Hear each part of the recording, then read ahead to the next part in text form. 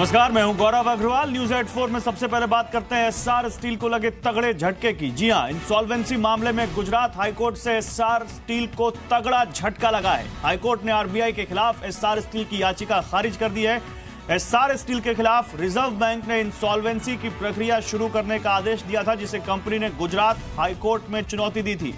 Court के आदेश से न सिर्फ एस्सार स्टील के खिलाफ इंसॉल्वेंसी की प्रक्रिया शुरू होगी, बल्कि बाकी 11 कंपनियों के एनपीए रिकवरी में भी मदद मिलेगी।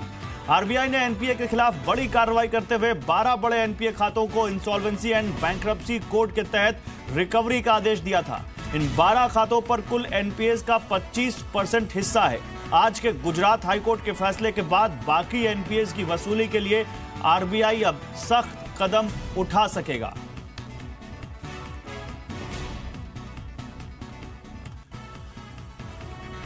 उधर सेबी के पूर्व एग्जीक्यूटिव डायरेक्टर जेएन गुप्ता ने कोर्ट के फैसले को सही ठहराते हुए कहा है कि इस मामले में याचिका का कोई महत्व नहीं है और बैंक की कार्रवाई बिल्कुल जायज है।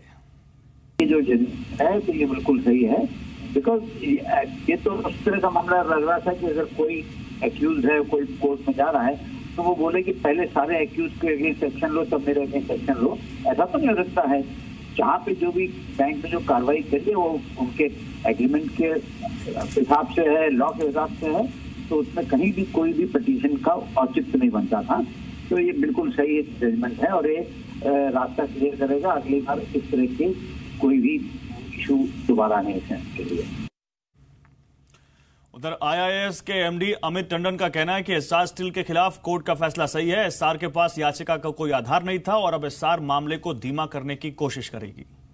देखिए, वर्डिक्ट तो बिल्कुल सही है कि उसको इस समय डिसमिस कर दिया गया है, क्योंकि मेरा मानना है कि एस्सार और सब कंपनी पर कोई भी बेसिस नहीं था कि वो जाकर इस पे जाके कहे कि इसको पहले एडमिट करना चाहिए और फिर बाद में इस पे कुछ बहस या वार्तालाप होना चाहिए। इसके बाद अब ये देखना है कि हमें ये मानना पड़ेगा कि ये एक ही स्ट्रैटेजी है। कंपनी तरह तरह की चीजें करेंगी कि किसी तरह से इस पूरे मामले को किसी तरह से स्लो डाउन करें, किसी तरह से देखें कि उसमें थोड़ा बैंक्स को थोड़ा मेरा ये मानना है कि जो बैंक्स हैं इस समय उनको देखना पड़ेगा कि कंपनी अब इसके बाद क्या करती है, क्योंकि वो हर तरह से चाहेगी कि इस मामले को डिले किया जाए ताकि उनका किसी तरह से इमीडिएट ना कोई सोल्यूशन निकले, ना कहीं इंसॉल्वेंसी में जाया जाए। और केतन जोशी मेरे सहयोगी ज्यादा जानकारी के साथ जुड़ रहे हैं। तो केतन, यहां पर माने कि एक बहुत बड़ा फैसला और एस्सार स्टील के लिए तो तगड़ा झटका है ही, देश में एनपीए की समस्या से निपटने के लिए आरबीआई का हाथ भी मजबूत हुआ है। बिल्कुल गौरव, ये बहुत बड़ा फैसला है पूरे देश के लिए, क्योंकि एनपीए लगातार बढ़ता जा रहा था और आरबीआई ने जो अपनी, हम कह सकते हैं कि जो पंचलाइन आर्गुमेंट की थी उसमें यही कहा है कि जो पूरे देश में 7.5 लाख करोड़ का जो एनपीए है उसमें 25% तो एस्सार स्टील के मिलाकर 12 कंपनियों का है और ये पैसा है भारत के आम नागरिकों का है, तो इस पर जल्दी से जल्दी फैसला आना चाहिए। और हुआ है भी ऐसा ही। आज एक ही लाइन में गुजरात हाईकोर्ट ने एस्सार स्टील की पिटीशन को खारिज कर दिया। हालांकि एक यहाँ पर आरबीआई को भी एहतियात बरतने की सलाह दी है कोर्ट ने, क्योंकि इंसॉल्वेंसी एंड बैंक्रप्सी कोड को उन्होंने प्रेस रिलीज के जरिए लोगों के सामने रखा था, तो इस बात को गुजरात हाईकोर्ट ने बहुत ही गंभीरता से लिया और कुछ चीज़ें हैं जो उनका निर्देश था उसमें भी फेरबदल करवाया। बाद में ये जजमेंट आया, लेकिन हम कह सकते हैं कि ये लैंडमार्क जजमेंट है पूरे देश के लिए। बैंकों का रास्ता साफ हो जाएगा कि अब जो एनपीए घोषित हो चुकी कंपनी है उनको आईबीसी के तहत ले जाया जाए। और अभी एस्सार के अधिकारियों से हमारी बात हुई तो वो शाम तक इस फैसले पर अपना रुख भी साफ करेंगे और ये भी पता चलेगा कि आगे अब लार्जर बेंच में ये मामला जाता है या सुप्रीम कोर्ट में जाता है या यहीं से रोक दिया जाता है।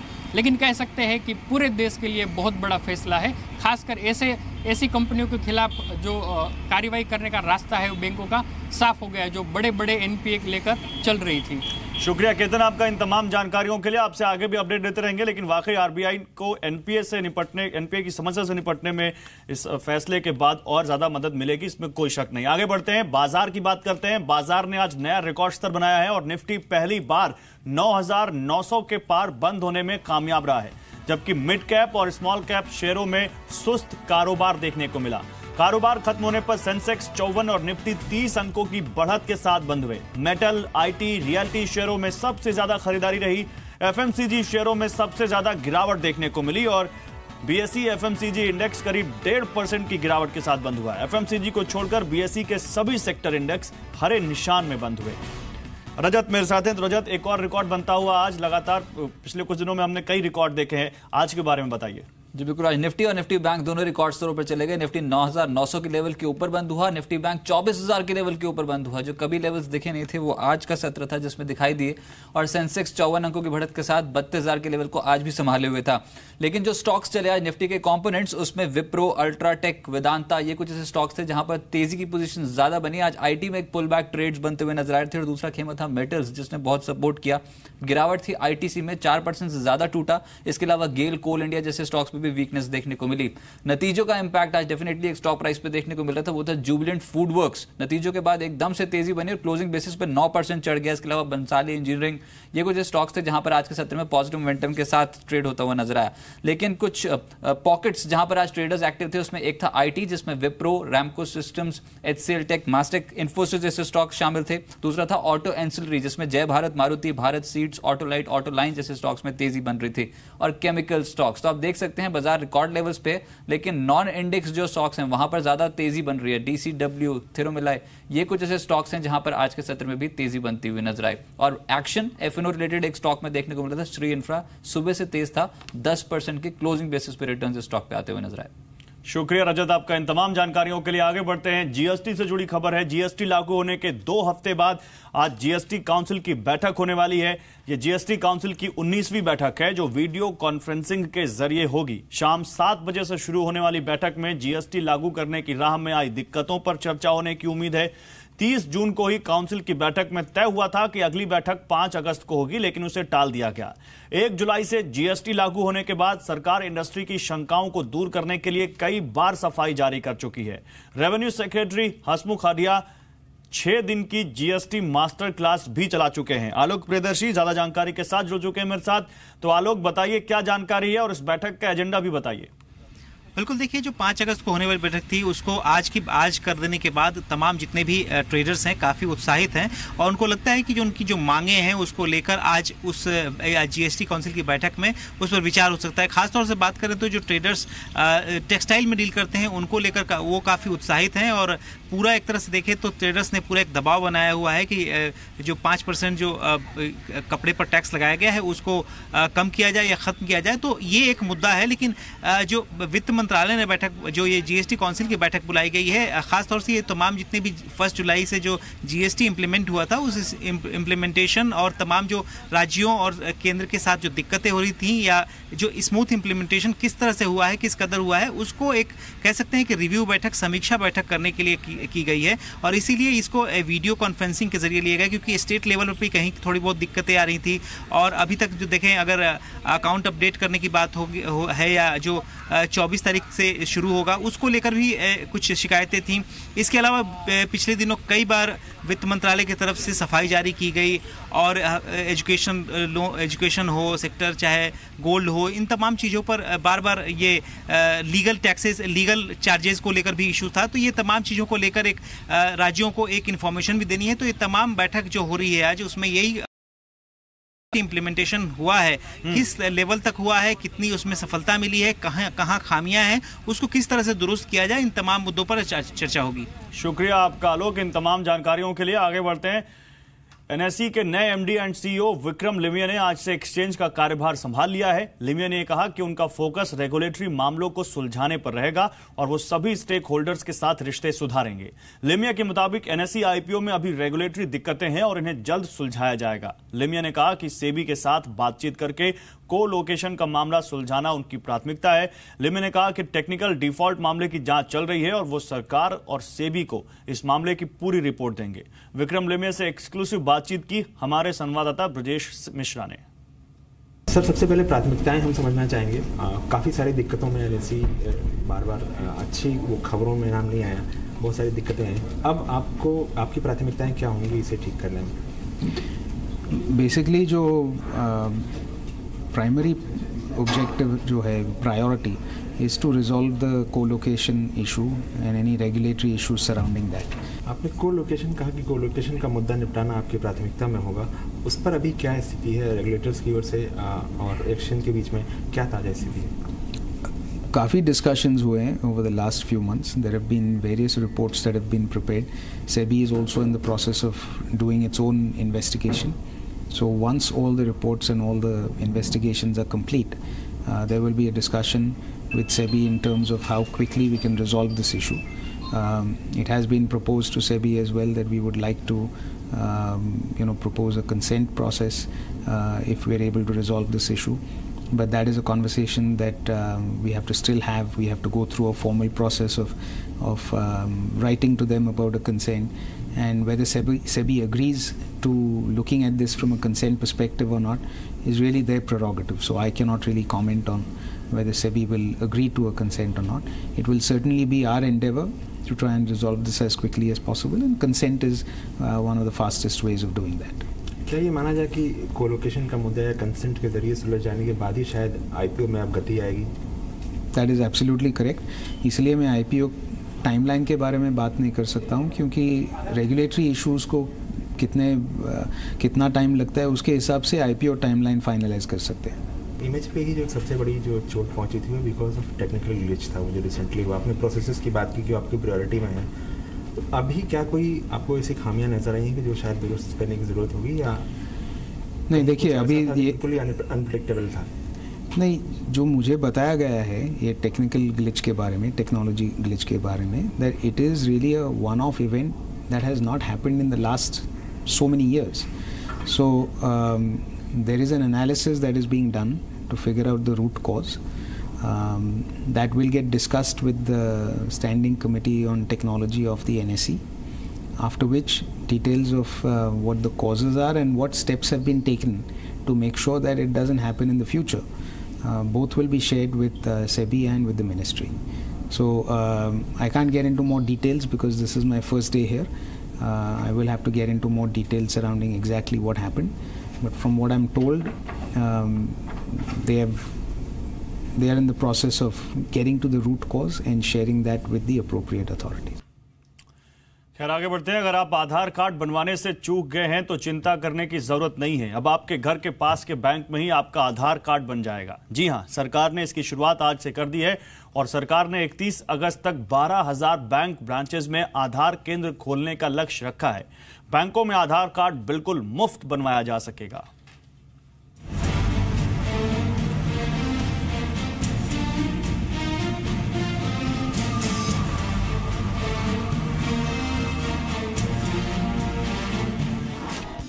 आपको जल्द ही आधार कार्ड बनवाने के लिए दर दर नहीं भटकना पड़ेगा।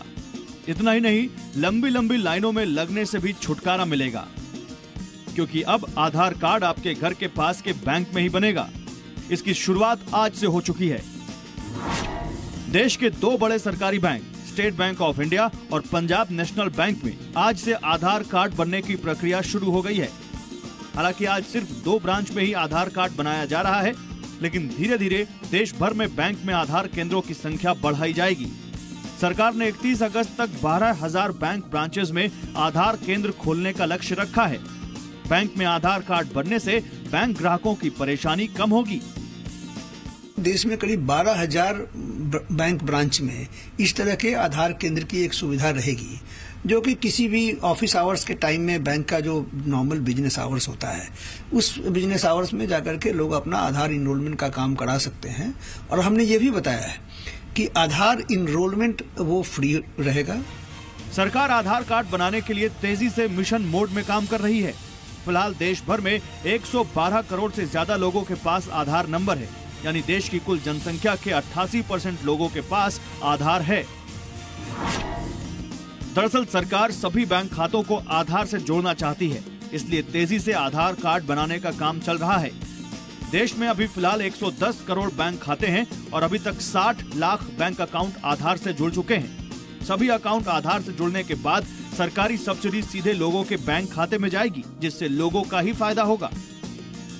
अब 110 करोड़ बैंक अकाउंट को अगर वेरीफाई करना हो तो ये बहुत ही बड़ा एक काम है, जिसमें कि पूरे देश की सभी जनता को एक सुविधा देनी पड़ेगी। तो इसीलिए ये एक निर्णय लिया गया है।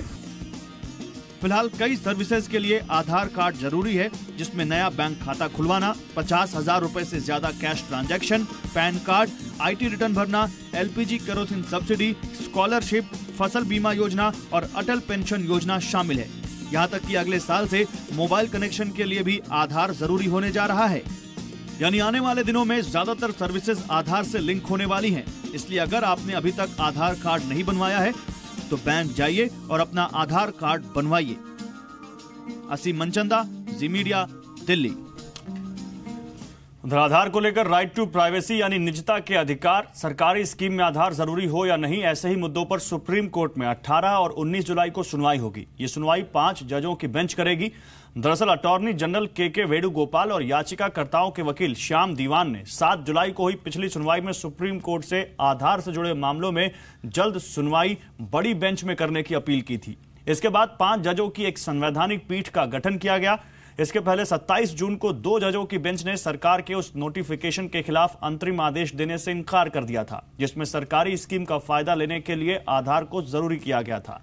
दरअसल कोर्ट में सरकार ने इस बात का भरोसा दिया था कि आधार के बिना भी लोगों को सरकारी स्कीम का फायदा मिलेगा। आधार से जुड़ा दूसरा मुद्दा है निजता का। सुप्रीम कोर्ट निजता के अधिकार से जुड़े मामलों पर भी सुनवाई करेगी। रिलायंस जियो डेटा लीक मामले पर UIDAI के CEO अजय भूषण पांडे का कहना है कि इस मामले की जांच हुई, जिसमें पता चला है कि आधार नंबर लीक नहीं हुए। जिस वेबसाइट ने डेटा हैक किया उसने भी आधार नंबर लीक नहीं होने की बात मानी है। अजय भूषण पांडे के मुताबिक आधार का डेटा पूरी तरह सुरक्षित है। की है, हमें ये पता लगा कि जो वेबसाइट है जिसने ये डेटा क्लेम किया है, उसमें कहीं पर भी आधार नंबर है नहीं। तो मुझे लगता है क्या कि इस तरह की जो एक भ्रांतियां फैलाई जा रही हैं बाहर में कि ये जो डेटा लीक हुआ है वो उसमें आधार है, तो एक तो उसमें कहीं पर आधार नंबर कहीं पर दिखा नहीं है, और उस वेबसाइट वालों ने भी ये क्लेम किया है कि इसमें हमारे पास कोई आधार का डेटा हमारे पास है नहीं। नंबर 1 है, आधार के पास जो भी डेटा है, जो भी बायोमेट्रिक्स है या जो भी डेटा है, वो बिल्कुल सुरक्षित है और सेफ है। एयरटेल इंडिया, पोस्ट और पेटीएम के बाद अब फिनो ने भी पेमेंट बैंक की शुरुआत कर दी। आज मुंबई में फिनो पेमेंट बैंक लॉन्च हुआ। मार्च में RBI से मंजूरी के बाद फिनो देश का चौथा पेमेंट बैंक है। इसमें BPCL, ICICI prudential life, ICICI Lombard और इंटेल कैपिटल जैसे दिग्गजों की हिस्सेदारी है। कंपनी की योजना डिजिटल और फिजिकल दोनों प्लेटफॉर्म पर अपना बिजनेस बढ़ाने की है। कंपनी पेमेंट बैंक में खातों पर 4% का ब्याज देगी। ग्रामीण क्षेत्रों और 30 शहरों में कंपनी 400 शाखाएं खोलेगी, जो 2018 में बढ़ाकर 500 करने का इरादा है। रूरल बैंकिंग को बढ़ावा देने के लिए नाबार्ड के तहत फिनो 5000 आधार संचालित माइक्रो ATM हरियाणा, मध्य प्रदेश, बिहार, गुजरात और महाराष्ट्र में लगाएगी। बैंकिंग की जो जरूरत है, जैसे जैसे आप शहर से बाहर जाते हैं, गांव में जाते हैं, वहाँ पे ज़रूरतें बढ़ती रहती हैं और वो कस्टमर चाहता है अच्छी सर्विस मिलने को, बट क्योंकि बैंक्स हैं, सारे इकोसिस्टम जो है वो एक पर्टिकुलर सेगमेंट को, एक पर्टिकुलर रीजन को ज़्यादा फोकस करते हैं। हमारा जो फोकस है वो वेस्ट टू ईस्ट है, और वो जो सेंट्रल इंडिया है जहाँ पे हम देखते हैं कि बैंकिंग की सुविधा थोड़ी सी कम है, वहाँ पे हम ज़्यादा फोकस करके बैंकिंग की सुविधा को इम्प्रूव करना चाहते हैं। ऑयल इंडिया लिमिटेड में सरकारी हिस्सेदारी को इंडियन ऑयल कॉरपोरेशन खरीद सकती है। सूत्रों के मुताबिक इसे लेकर दोनों कंपनियों के बीच बातचीत चल रही है। ऑयल इंडिया में सरकार की 66% हिस्सेदारी है और सूत्रों का कहना है कि IOC पूरी हिस्सेदारी को खरीदने की इच्छुक है। हालांकि अभी स्थिति साफ नहीं है कि ऑयल इंडिया की शंकाओं का समाधान कैसे होगा, क्योंकि ऑयल इंडिया ने डील को लेकर कुछ आशंकाएं जताई है। सूत्रों के मुताबिक दोनों कंपनियां बिजनेस के फ्यूचर को देखते हुए कुछ इंतजार करने के मूड में हैं।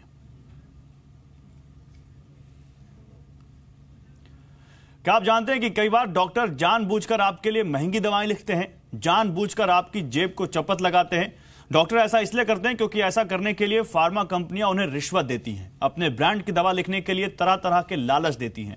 लेकिन अब ऐसा नहीं हो पाएगा। सरकार दवाओं की बिक्री को लेकर ऐसा कानून लाने जा रही है जिसके बाद दवा कंपनियां डॉक्टरों को रिश्वत नहीं दे पाएंगी। डॉक्टरों से डील करने वाली कंपनियों पर न केवल आर्थिक जुर्माना लगेगा बल्कि दोष साबित होने पर उनकी दवा की बिक्री बंद भी की जा सकती है।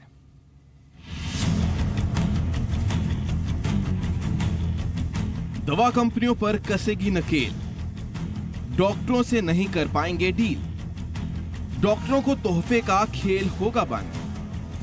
आने वाले वक्त में आप अपने दवा के खर्च में कुछ कमी की उम्मीद कर सकते हैं। कम से कम आपको बेवजह महंगी दवाइयां खरीदने के लिए मजबूर नहीं होना पड़ेगा, क्योंकि सरकार उन कंपनियों पर सख्ती बरतने जा रही है जो डॉक्टरों को तोहफे देकर अपनी दवाओं की मार्केटिंग और प्रमोशन कराती हैं और इस तरह मोटा मुनाफा कमाती हैं। दरअसल मेडिकल काउंसिल ऑफ इंडिया के नियमों के मुताबिक डॉक्टर्स को अपने प्रिस्क्रिप्शन पर दवा के ब्रांड लिखने की मनाही है, लेकिन ज्यादातर डॉक्टर अक्सर कुछ चुनिंदा ब्रांड की ही दवाएं लिखते हैं, क्योंकि बदले में दवा कंपनियों से उन्हें गिफ्ट, फॉरेन ट्रिप, कैश या दूसरी तरह का आर्थिक फायदा मिलता है। लेकिन अब ये सब नहीं चलेगा। सरकार मौजूदा uniform code of pharmaceuticals marketing practices को एक कानून के तौर पर लागू करने वाली है। कानून में गिफ्ट देना, यात्रा का खर्च उठाना, आवभगत का खर्च उठाना, नकदी देना या किसी और तरह से आर्थिक फायदे देना मना होगा। कंपनियां नियम नहीं मानेंगी तो उनकी सबसे ज्यादा आमदनी वाली दवा की बिक्री रोकी जा सकती है या आर्थिक जुर्माना भी लगाया जा सकता है। नियम तोड़ने की स्थिति में कंपनियों के एमडी, सीईओ या टॉप मैनेजमेंट को जिम्मेदार ठहराया जाएगा। दवाओं की बिक्री का तौर तरीके की निगरानी अभी uniform code of pharmaceuticals marketing practices से होती है,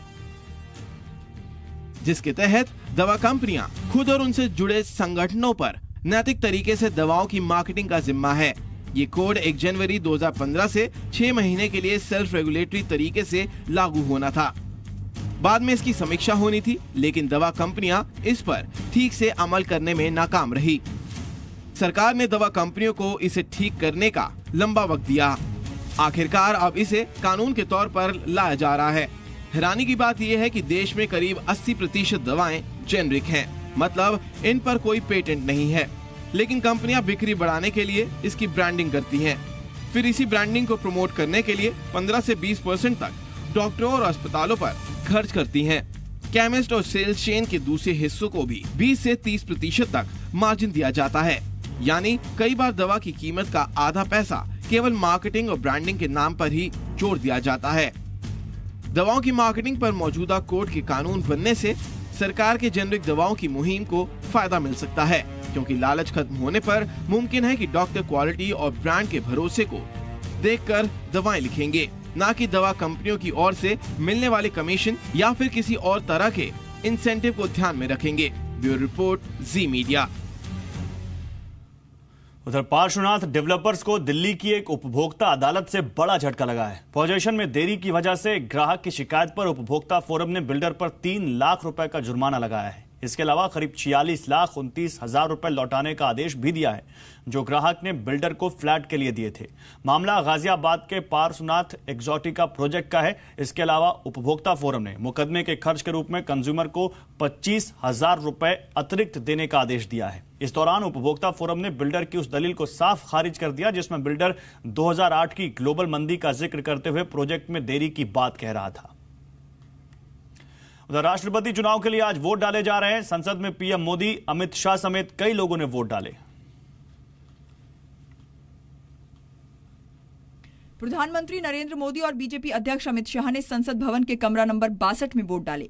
सांसदों ने भी संसद भवन में लाइन में लगकर अपना वोट डाला। एनडीए की तरफ से रामनाथ कोविंद और यूपीए की तरफ से मीरा कुमार राष्ट्रपति की रेस में हैं। देश के नए राष्ट्रपति को चुनने के लिए संसद भवन और राज्यों की विधानसभाओं के 32 पोलिंग बूथ पर वोट डाले गए। शाम 5 बजे तक वोटिंग प्रक्रिया चलेगी। पहली बार चुनाव आयोग ने मतदान के लिए अपना विशेष पेन दिया है। सांसदों के बैलेट पेपर का रंग हरा रखा गया है, जबकि विधायकों के बैलेट पेपर का रंग पिंक है। मीरा कुमार ने कहा कि उन्हें यकीन है कि निर्वाचक मंडल के सदस्य अपनी अंतरात्मा की आवाज सुनेंगे। वहीं एनडीए के रामनाथ कोविंद ने जीत का दावा किया। मैंने जितने भी निर्वाचक मंडल के सदस्य हैं उनसे आत्मा की आवाज पर ध्यान देने की बात कही थी और मुझे पूरा विश्वास है की आत्मा की आवाज सुनी जाएगी। Now president selection.